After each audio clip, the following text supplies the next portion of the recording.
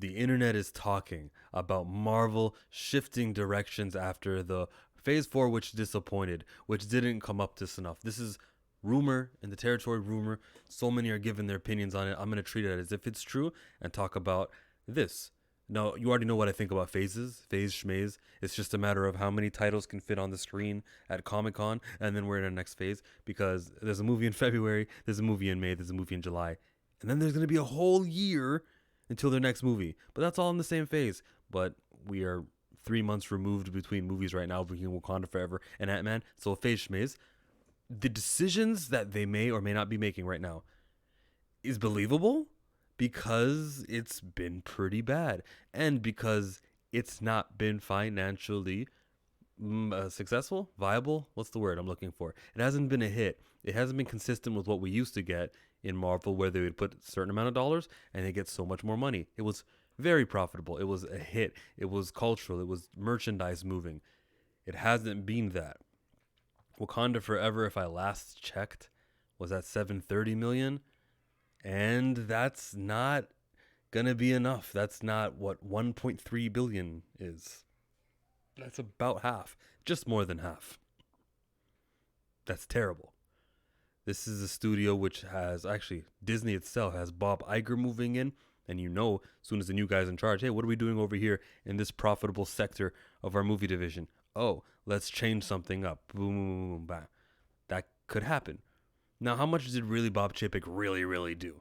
I don't think Bob Chapek had enough time to do much. Plus, the COVID pandemic, I'm blaming the pandemic. I should blame politicians for locking things down and keeping movie theaters closed. That made, and filming wasn't allowed to be made anymore. That kept the whole entire, delayed everything by a year, exactly a year. And Chapek's run was what, 3 years? And one of those he couldn't even work. I can't really put blame on Chapek. I noticed, because I watch YouTubers who are conservative, let's say, or right wing. The Chapek Iger Disney World, Ron DeSantis, is a whole political, tangible thing. To me, I really don't care. To them, it represents the left is back. They're gonna make your kids gay. To me, I'm like, yeah, all right, Bob Iger's here. I think Chapek cut the runtime of Thor: Love and Thunder, and I'd like to have seen some more scenes in that movie and prolong it. Maybe we could get more of gore, more action, or more maybe Jane Foster transforming, which was we saw behind the scenes because they did it outside in public. I would like to see that in the movie. They didn't show it in the movie. That's what Chapek represents to me. I watch John Campea, and he'll tell me Bob Iger puts creatives into positions and lets them run wild. Okay, does that really have anything to do with Marvel? Does that change that Jessica Gao wrote She-Hulk? That's a poor example, and let me use a good example. Malcolm Spellman wrote Falcon and Winter Soldier, a show I liked versus a show I disliked. No, it doesn't. Does the quantity of the amount of shows that we're getting have anything to do with my issues? Not really. It's who you're putting on there.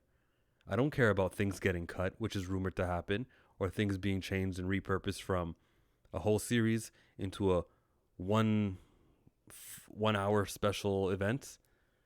That's fine. If they do that with Agatha Harkness, all right, cool. I mean, it's magic, right? So it's going to be expensive to make and everything. So instead of milking it and making it a long 6-week thing where it's just talking, use all that budget for 1 week. Boom. Cool. Maybe delay things a couple of months. That's fine too. But the Disney Plus series are not what I thought they would be from the beginning, where you had Wanda and Vision, who are important characters in the MCU, Falcon and Bucky, who are important characters in the MCU, and then Loki, who wasn't even a real Loki. He's an important character, but he died.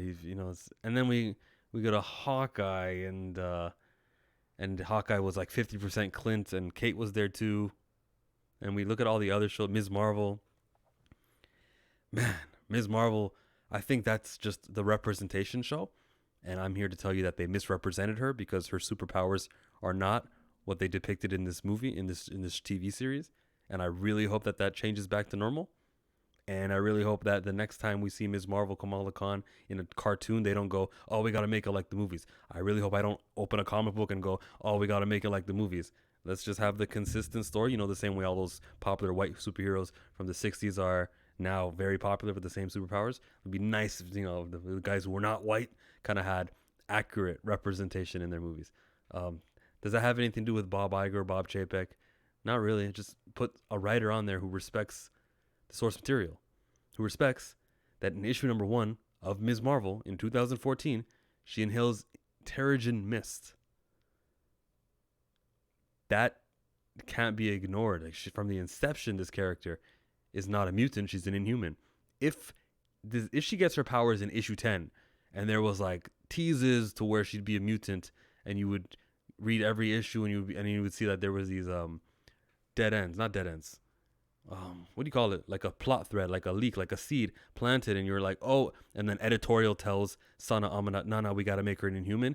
Then I'd be like, okay, well, I can see why in the movies they're going, because that was in the comics. That's not an idea in the cutting room floor. I'm sure Stan Lee thought Spider-Man should fly, and then he's like, no, swinging around would be better than that.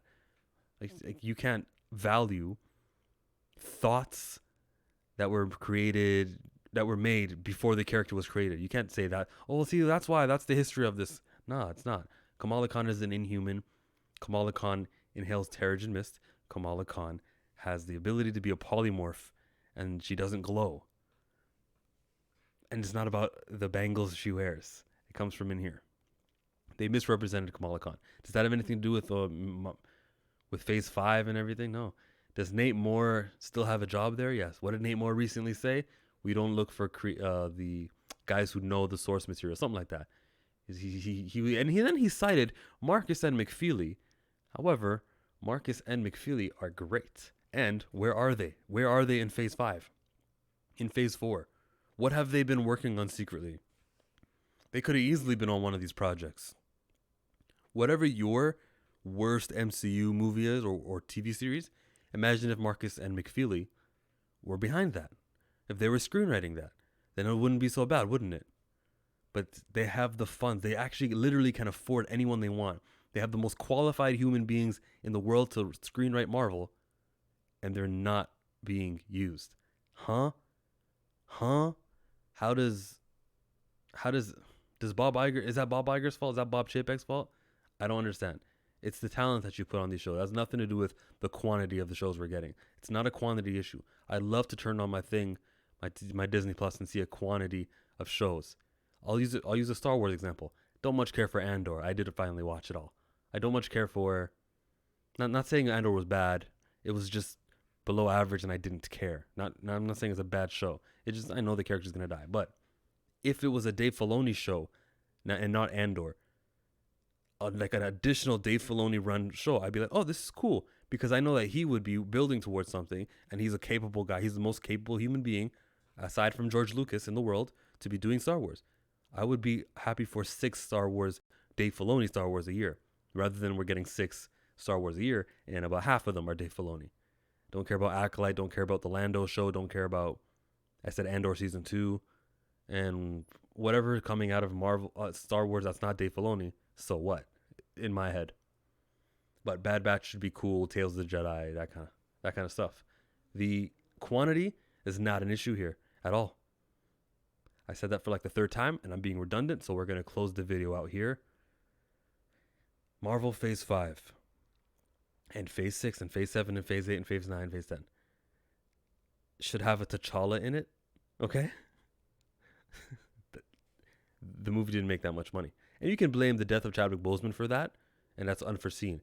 You could also blame, James Gunn and them getting rid of him, and then him returning. Guardian 3 should have been out already, but circumstances, because then he got a job with Suicide Squad and Peacemaker.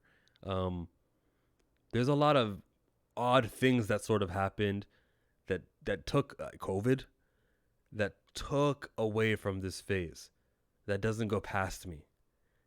This next phase, where things can be filmed and scheduled on time, should automatically, based on that, be better. Ant-Man is a cool movie concept. I'm a Captain Marvel fan because I don't hate women, and Brie Larson was right. A Wrinkle in Time wasn't made for 40-year-old white men. Literally was not made for them at all. I wonder how many like people who that offends still watch my show. Like how many guys are like, oh, that means you're a chillmonger. No, he's saying things about race that are true. Anywho, cheers.